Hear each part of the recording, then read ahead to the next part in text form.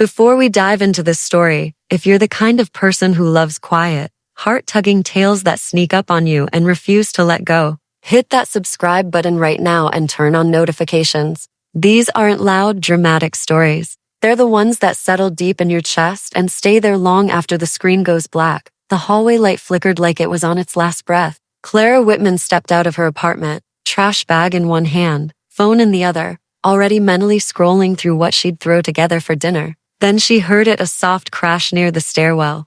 A cardboard box had tipped over. Books spilled everywhere like they were trying to escape. In the middle of the mess, a guy crouched, rubbing the back of his neck, looking equal parts embarrassed and exhausted. Clara paused. She wasn't the type to get involved. Years of flaky friends and relationships that fizzled out had taught her to keep her circle small and her expectations lower. But something about the way the stranger stared at the scattered books like life had already kicked him around today made her feet move before her brain could argue. "Looks like gravity won that round," she said, keeping her voice light. He looked up, surprised. Messy dark hair, tired eyes, but a face that still tried to be polite. "Yeah, guess I'm losing to cardboard boxes now. Rough start." She smiled and knelt down beside him without thinking. "Here, let me help." "You really don't have to, it's cool. I got it." They started picking up the books together. Thick architecture books with cracked spines, worn novels, notebooks filled with pencil sketches. One book slipped and knocked over a picture frame. The glass didn't break, but the photo inside hit her hard. A man and a woman smiling in front of the ocean, wind in their hair, looking stupidly happy. The guy froze. He snatched the frame quickly, his thumb covering half the woman's face. His shoulders went tight. Clara pretended not to notice. "I'm Clara, by the way, Ethan," he replied, voice quieter now. Their fingers brushed as she handed him another book. Both of them pulled back like they'd been shocked. Just for a second, the air felt thicker. "So, across the hall?" she asked, nodding toward the open door. "Yeah, just moved in today.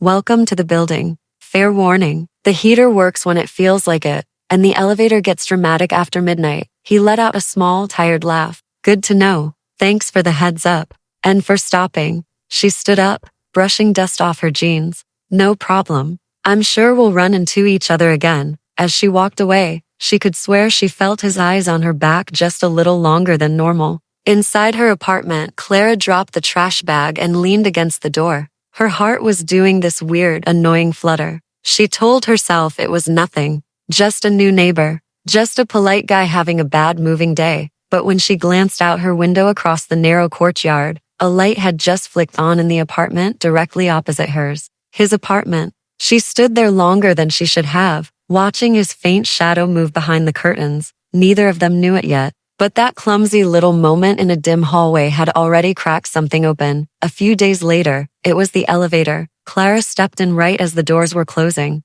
Ethan was already inside, holding a paper grocery bag. The elevator lurched. Lights dimmed for half a second. "Did it just stop?" he asked, sounding slightly panicked. "Give it a sec. It likes to mess with people," she said calmly. Right on cue, the elevator jerked and started moving again. Ethan exhaled dramatically. "Man, I'm not ready to have I got stuck in an elevator story on day 4. Clara laughed softly. "You'll collect plenty of those here." They rode in silence for a moment. Not awkward silence, more like aware silence. Like both of them were hyper-conscious of how close they were standing. When the doors opened, he stepped out first, then paused. "Hey, there's a coffee spot on the corner. I was gonna grab some. You down?" She blinked. "Like, right now?" "Yeah, you can totally say no. No pressure." She should have said no. She had work. She had boundaries. But instead, her mouth said, "Okay." And just like that, it started. One coffee became two. Two became long hallway chats that stretched way longer than they should. Then came the unplanned walks home together. They started noticing little things. He drank his coffee black. She drowned hers in sugar and cream like it owed her money. He worked late into the night. She was up before the sun. He read before bed. She played soft lo-fi in the mornings. The old building started feeling less empty, less echoey, less lonely. Then came the laundry room flood. Water was everywhere. Residents were standing around complaining. Clara showed up with her jeans rolled up. Ethan was already there, barefoot, standing on a chair. reaching for the shut-off valve like some kind of reluctant hero. This is not how I pictured my Friday night, he grumbled. At least you're helping, she shot back. Grabbing towels, they mopped side by side, both soaked and laughing at how ridiculous it was. When they finished, he looked at her for a second longer than normal, like he wanted to say something real. But he didn't. Later that night, her phone buzzed. Ethan, random question: does the internet die a lot in this building? Clara.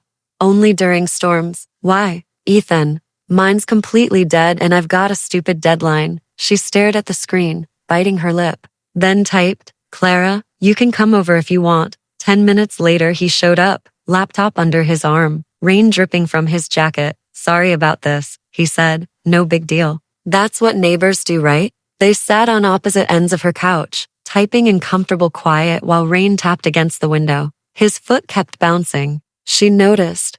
Stressful project? She asked gently. Something like that. He didn't explain. She didn't push. After an hour, he closed his laptop and let out a long breath. You kinda saved me tonight. She shrugged. Happy to help.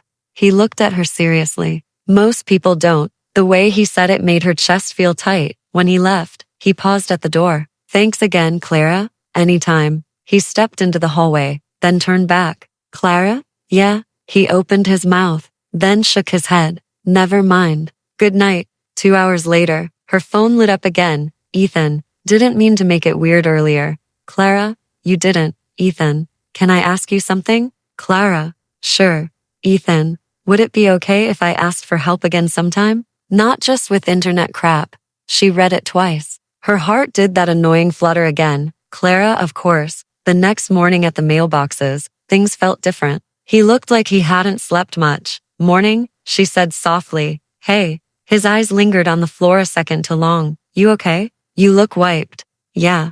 Just work stuff. But she could tell it was more than that. That evening, there was a soft knock on her door. Ethan stood there holding a small toolbox, looking almost shy. I don't actually need help, he admitted with a small smile. But I figured if I was gonna start asking, I should start with something easy. She raised an eyebrow, amused. What's broken? Nothing yet, he laughed. Inside his apartment, the boxes were mostly gone. Books lined the shelves neatly. The floor lamp stood tall, but the ocean photo was missing. You're settling in, she said quietly. He pretended to tighten a perfectly fine cabinet handle. Then he stopped. There was someone, he said suddenly, voice low. In that photo, Clara stayed quiet, letting him speak. We were supposed to move here together. She changed her mind at the last second. There was more to it. I kept the picture way longer than I should have. Where is it now? She asked gently. In a drawer. He didn't look at her when he said it.